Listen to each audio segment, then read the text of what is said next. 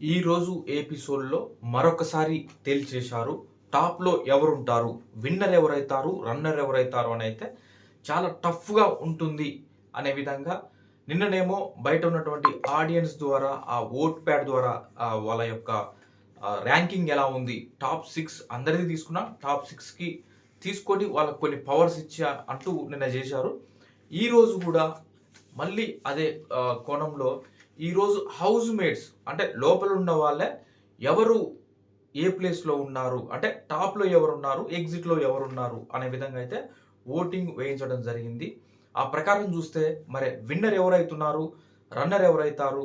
అనేది చాలా క్లారిటీగా తెలుస్తుంది. అదేవిధంగా టాప్ 5లో కూడా ఎవరు ఉంటారు అనేది ఇవాళ హౌస్ లోపల ఉన్నటువంటి కంటెస్టెంట్స్ యొక్క వాళ్ళ వాళ్ళు చెప్పిన తీరుని బట్టి మనం ఒక అంచనాకు రావచ్చు. అదేవిధంగా బయట ఎలా ఉంది పరిస్థితి అనే దాన్ని కూడా మనం అవగాహన చేసుకోవచ్చు దీన్ని బట్టి.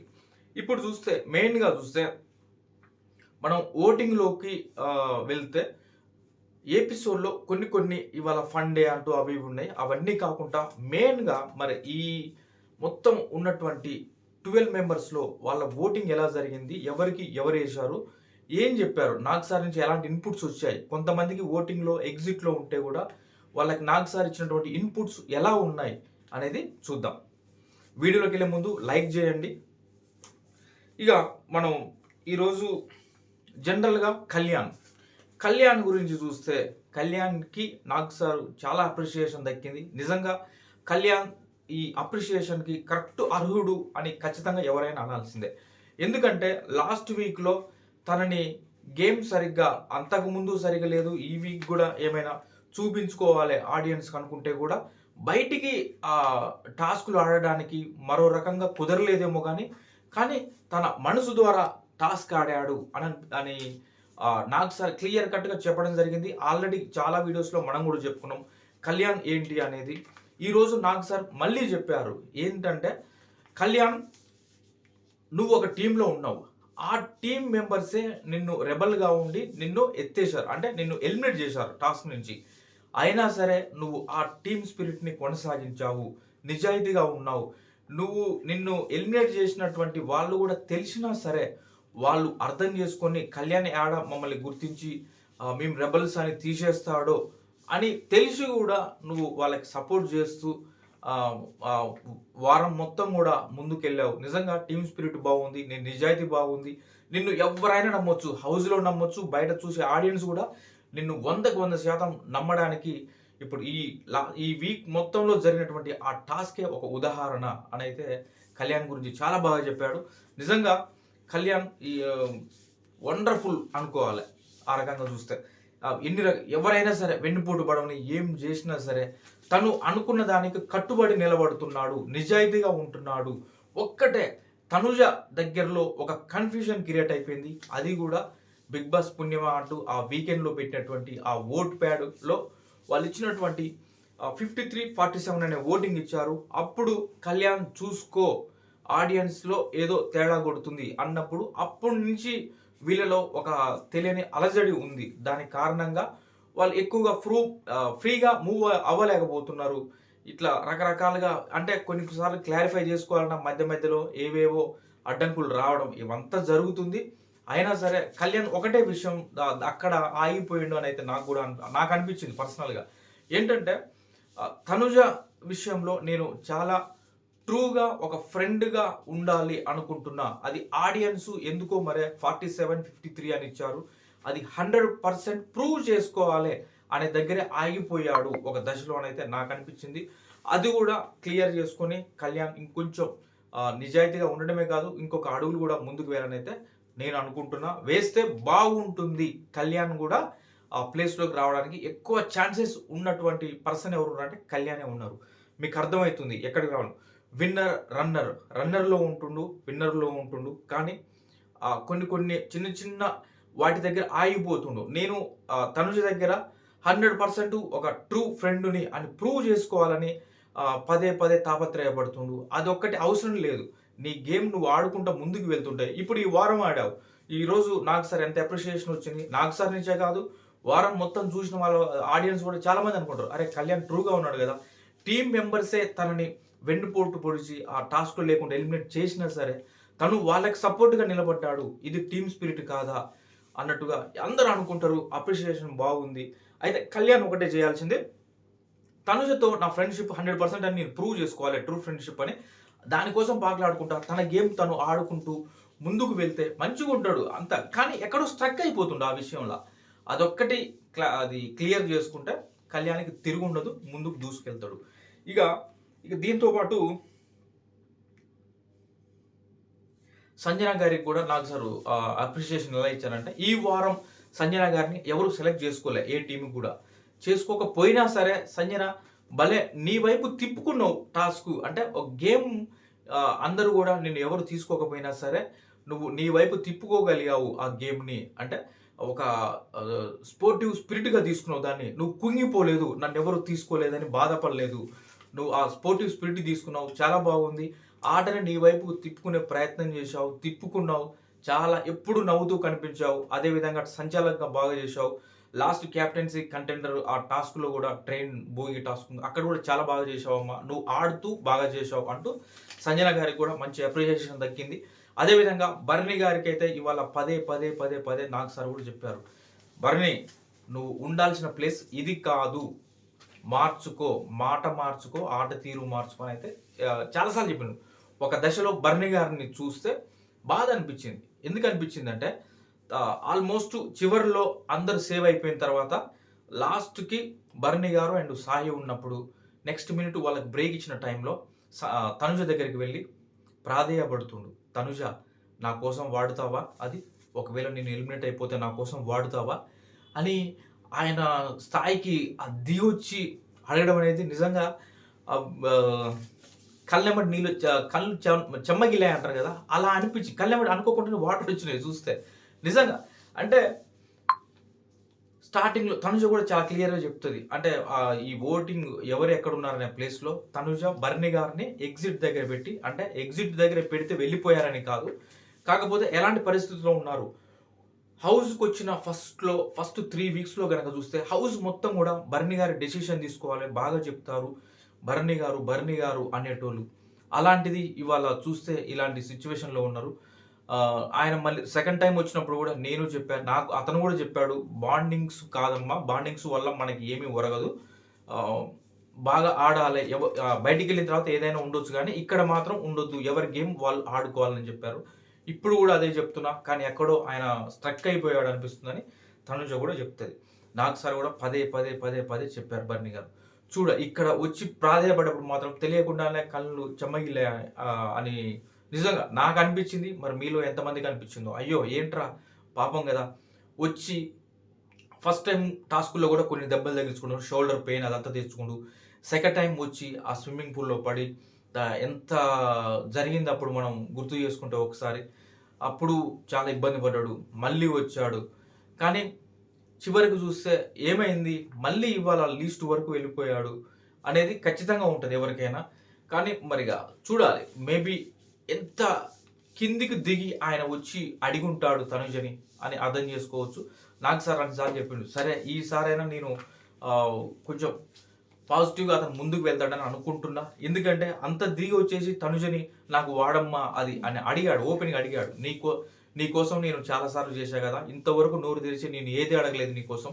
నువ్వు ఇదొక్కటి నాకు చేసి పెట్టవా అనేసి అడిగిండు. అప్పుడు నిజంగా బాధ అనిపిస్తది. చాలా మందికి బాధ అనిపిస్తది. అయ్యో! ఏంట్రా అనేసి. కానీ తను చెప్తది ఆలోచిస్తా అనేసి అంటది. తను అనడంలో కూడా తనని కూడా మనం బ్లేమ్ చేయడానికి లేదు.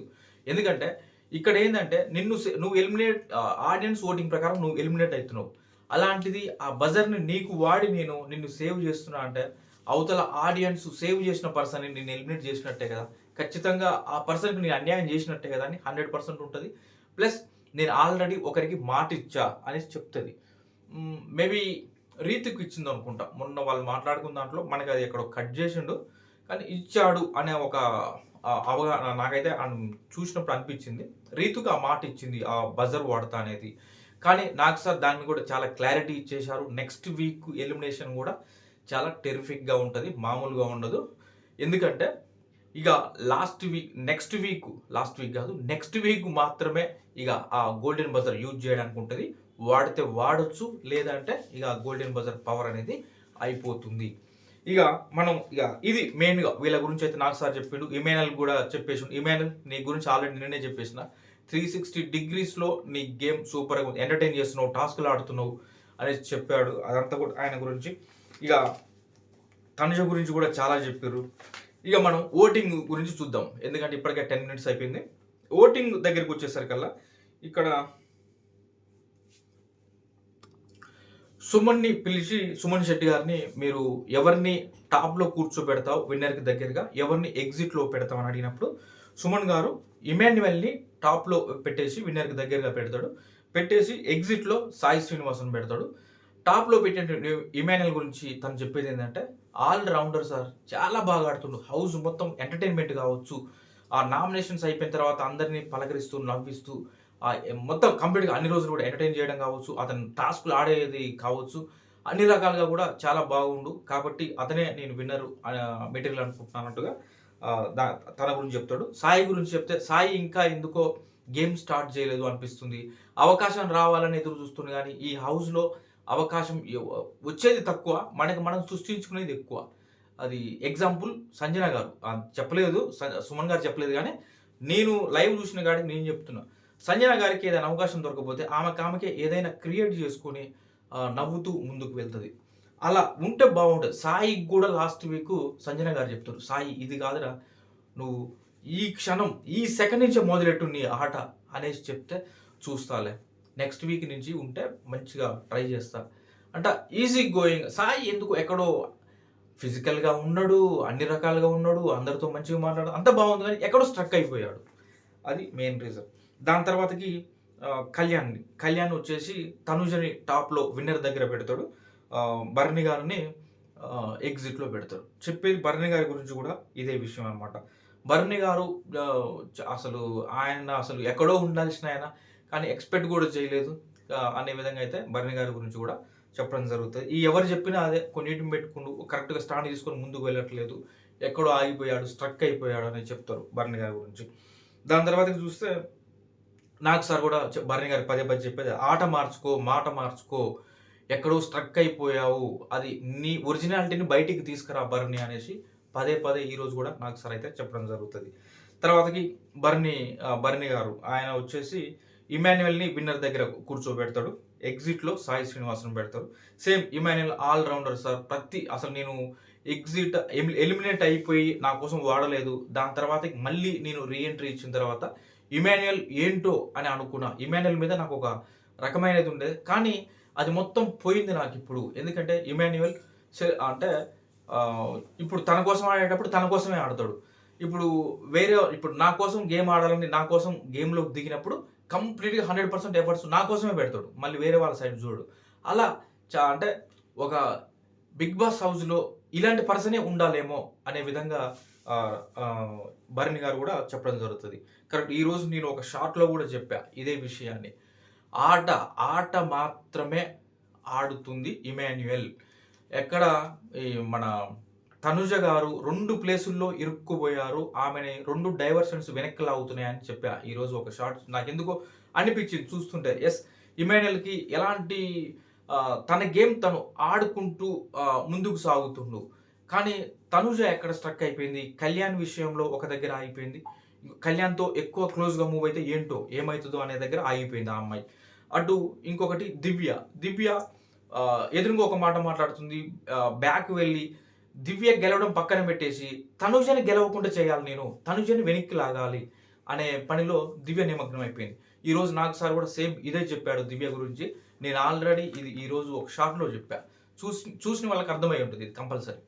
దాని తర్వాత చాలామంది కూడా దానికి ఎస్ ట్రూ బ్రదర్ అనేసి చాలామంది పెట్టారు, నాకు మస్తు హ్యాపీగా అనిపించింది అది ఆ రకంగా. దాని తర్వాత చూస్తే సాయి శ్రీనివాస్ వస్తాడు, సాయి శ్రీనివాస్ వచ్చి తనుజని టాప్లో విన్నర్ దగ్గర కూర్చోబెడతాడు, ఎగ్జిట్లో భరణి గారిని పెడతారు.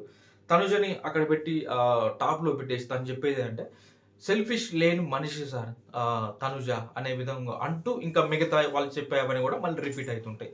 చాలా తను మాట మీద నిలబడుతుంది, సెల్ఫిష్ లేదు, ప్లస్ ఏదైనా కావాలని స్ట్రాంగ్గా కోరుకుంటే దానికోసం ఎంత పోరాటమైనా చేస్తుంది, ఎంత దూరమైనా వెళ్తుంది, మాట తీరు బాగుంటుంది, స్టాండ్ తీసుకోవాల్సిన చోట స్టాండ్ తీసుకుంటుంది, మాట్లాడాల్సిన చోట మాట మాట్లాడుతుంది అనే విధంగా రీతు కూడా చెప్తుంది. ఇట్లా ఈ రకంగా బర్ని గారి గురించేమో అతను స్ట్రాంగ్ పర్సన్ కానీ స్టాండ్ సరిగ్గా తీసుకోవట్లేదు ఎక్కడైనా అనే విధంగా బర్ని గారి గురించి చెప్తాడు. దాని తర్వాతకి సంజన గారు వస్తారు. సంజన గారు వచ్చేసి ఎవరైనా ఏమనుకుంటారు, సంజన గారు వచ్చినప్పుడు ఇమాన్యుయల్ని పెడుతుందేమో అనేది అనుకుంటారు. కానీ ఇక్కడ సంజన గారు చెప్పేది ఏంటంటే తనుజ ఇమాన్యుయల్తో పాటు అంత క్యాపబిలిటీ క్యాలిబర్ ఉన్న మరో వ్యక్తి డేమాన్ కూడా ఉంది, డేమాన్ కూడా టాప్లో ఉంటాడు విన్నర్ దగ్గర అనేసి సంజన గారు తీసుకొచ్చి డేమాన్ పెడుతుంది. అదే ఇమాన్యుయల్ పెట్టినట్టే సేఫ్ ఆడిందిరా అని అంటారు జనరల్గా. కానీ తను వాళ్ళతో పాటు డేమాన్కి కూడా అంత క్యాలిబర్ ఉంది అనే విధంగా చెప్తూ డేమాన్ని కూడా టాప్లో విన్నర్ దగ్గర కూర్చోబెడుతుంది. ఇటు లీస్ట్లో ఎగ్జిట్లో పెట్టింది గౌరవ్ దగ్గర కూడా బాగా అంటే అతని దగ్గర స్ట్రెంగ్త్ ఉంది, అంత లాంగ్వేజ్ ప్రాబ్లం వల్ల కొంత అతను వెనకబడుతుండేమో అనిపించింది. అది కరెక్ట్ చేసుకుంటే బాగుంటుంది అనే విధంగా అయితే గౌరవ్ చెప్పింది.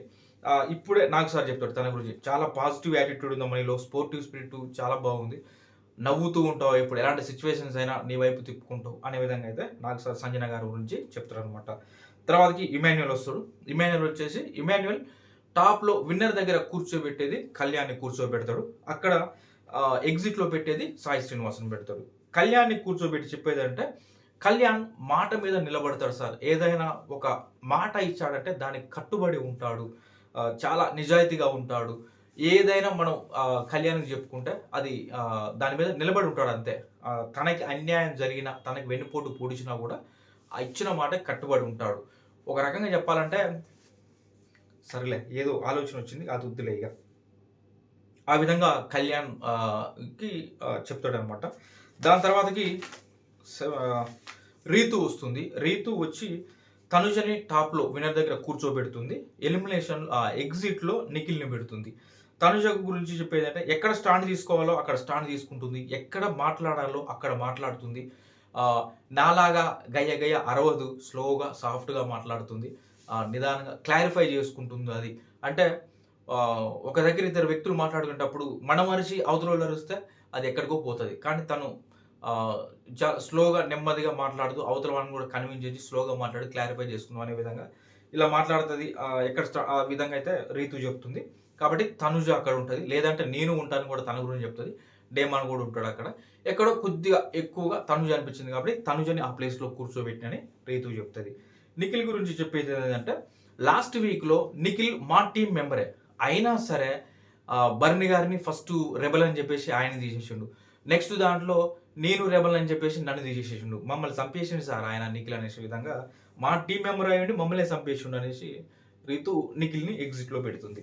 దాని తర్వాతకి డేమాన్ పవన్ వస్తాడు. డేమాన్ పవన్ వచ్చేసి ఇమాన్యుయల్ని టాప్లో విన్నర్ దగ్గర కూర్చోబెడతాడు.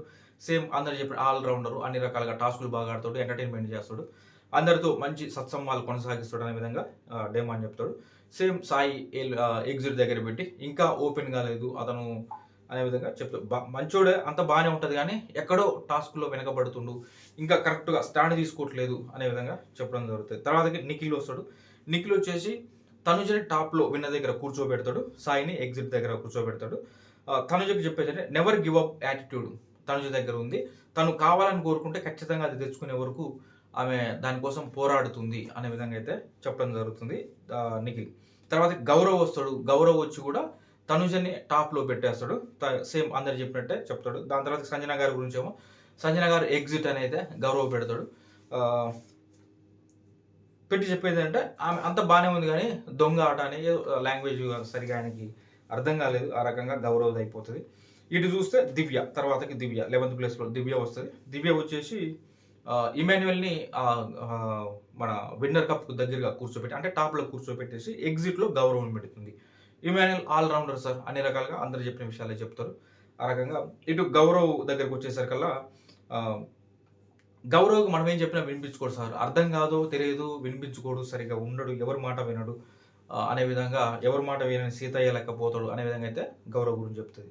తర్వాతకి తనుజ వస్తుంది లాస్ట్కి. తనుజ వచ్చేసి తనుజ కూడా విన్నర్ మెటీరియల్ అనేసి టాప్లో కూర్చోబెట్టేది ఇమాన్యుయల్ని కూర్చోబెడుతుంది. ఎగ్జిట్లో బర్ని గారు అయితే చెప్తుంది. ఇమాన్యుయల్ గురించి సేమ్ అందరు చెప్పినట్టు ఎంటర్టైన్మెంట్, ఆల్రౌండర్, టాస్క్లు బాగా ఆడతారు, అన్ని రకాలుగా బాగుందని చెప్తుంది.